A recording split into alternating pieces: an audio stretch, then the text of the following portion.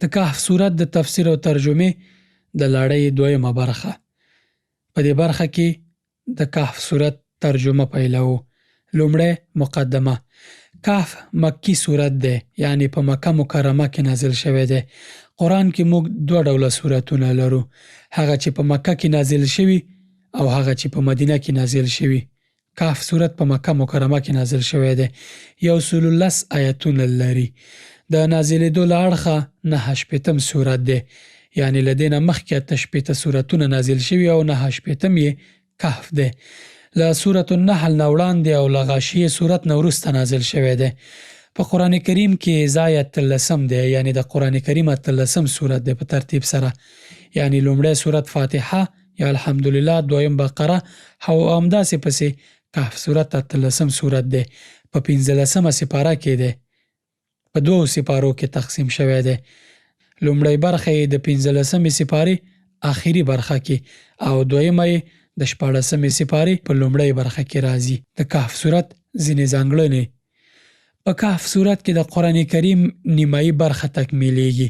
په دې سورت کې داسې کلمه ده چې د قرآن کریم کلمات پرې نیمایي کیږي او په خپله د کهف سورت په نیمایي کې قرآن کریم نیمایي کیږي او هغه کلمه ده ولیتلطف.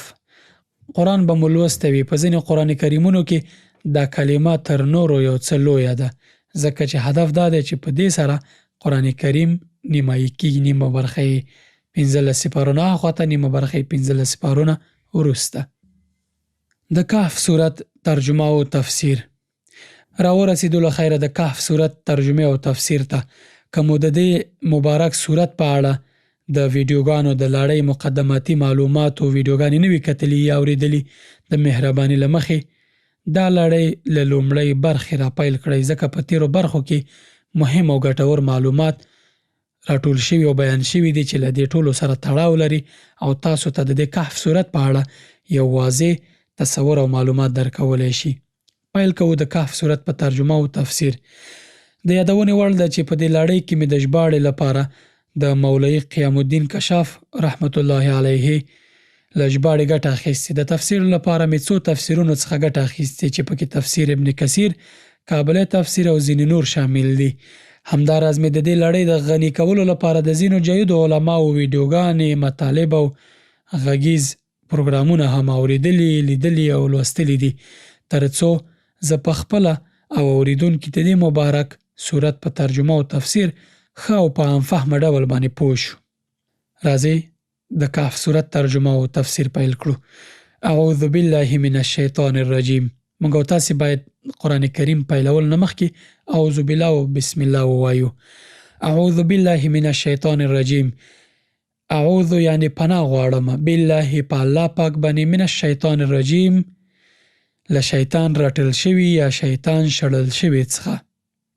بسم الله الرحمن الرحیم یعنی شروع کوم په نوم د الله چې ډیر مهربان او پوره رحم لرونکی دی.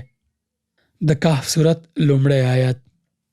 الحمد لله الذي أنزل على عبده الكتاب ولم يجعل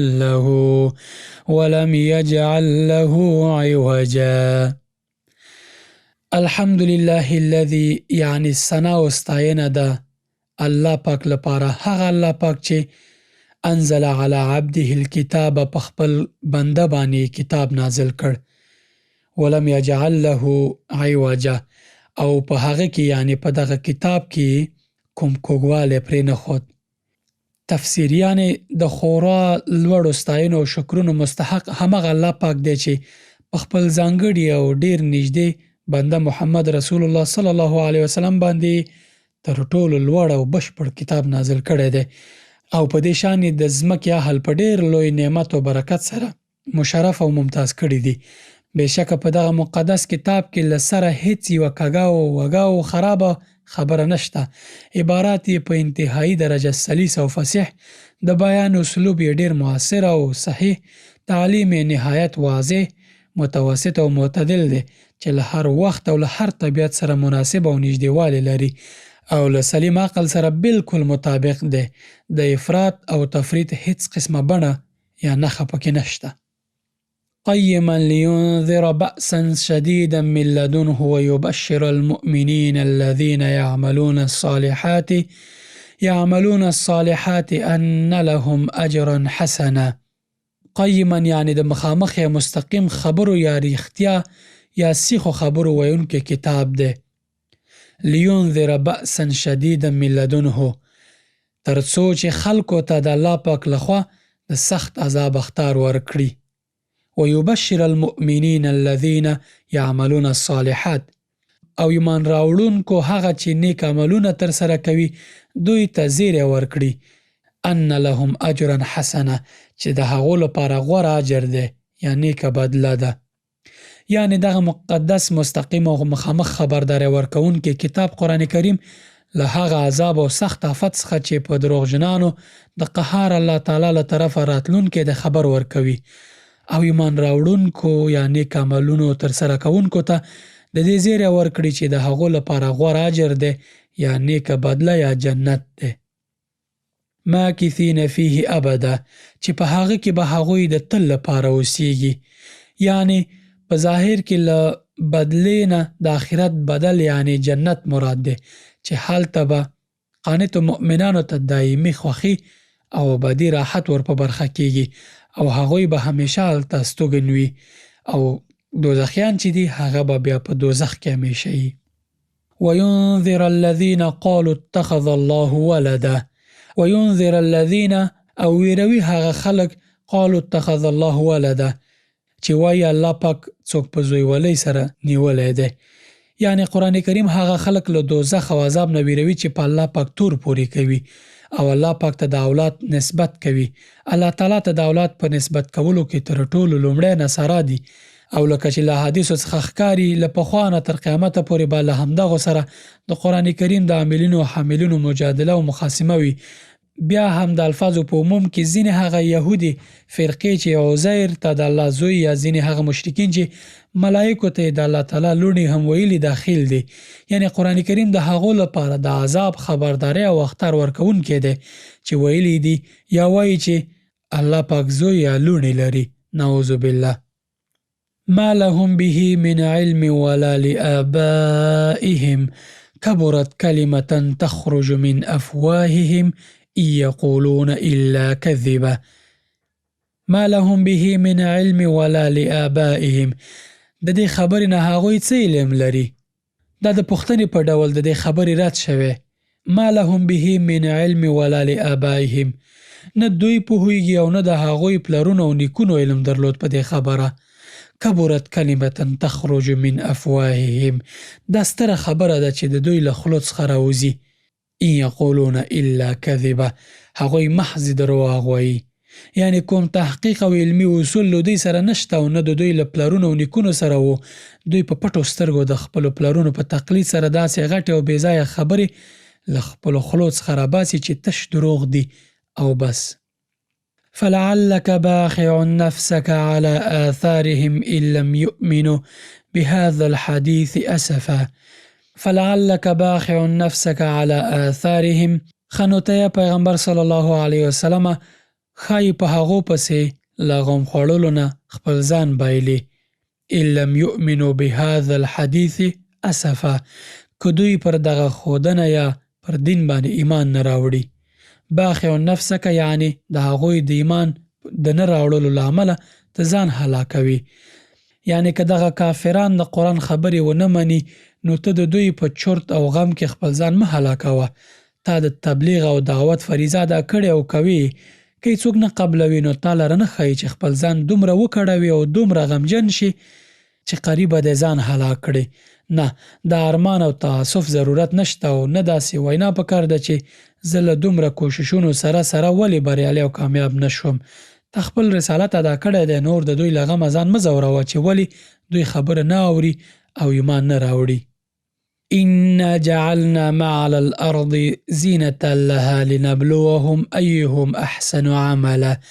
إنا جعلنا ما على الأرض، حقیقت دا ده چې دا څه وسایل چې د ځمکې پر مخ دي، زینة لها لنبلوهم أيهم أحسن عملا، هغه موږ د ځمکې پر مخ ښکلا ګرځولي دي تر څو چې دوی وازمایو چې په دوی کې څوک ښه عمل کوونکي دي.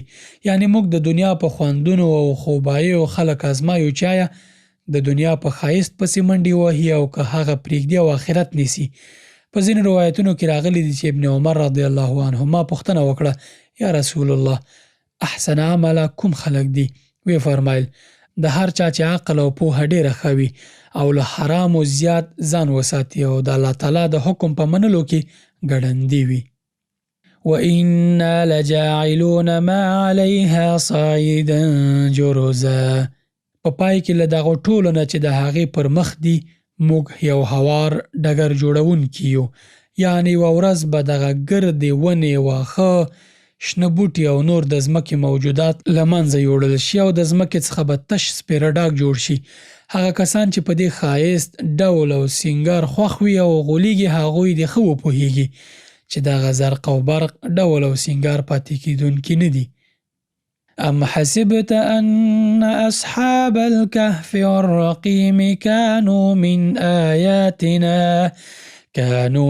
آياتنا عجبا.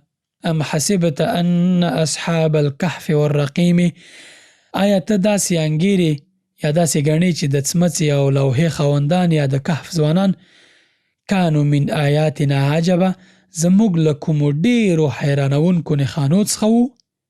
یعنې اصل دا دی چې د جهودانو قریشو ته مشوره ورکړه چې له محمد صلی الله علیه وسلم څخه د امتحان او ازموینې په ډول چې بند شي یا پر اختیا معلوم شي چې آیا دی پیغمبر دی او که نه، 3 سوالونه وکړئ: یو روح څه شی دی؟ دویم د اصحاب کهف قصه څنګه ده؟ او دریم د ذوالقرنین قصه څه وه؟ اذ اوى الفتية إلى الكهف فقالوا ربنا آتنا من لدنك رحمة وهيئ لنا من أمرنا رشدا.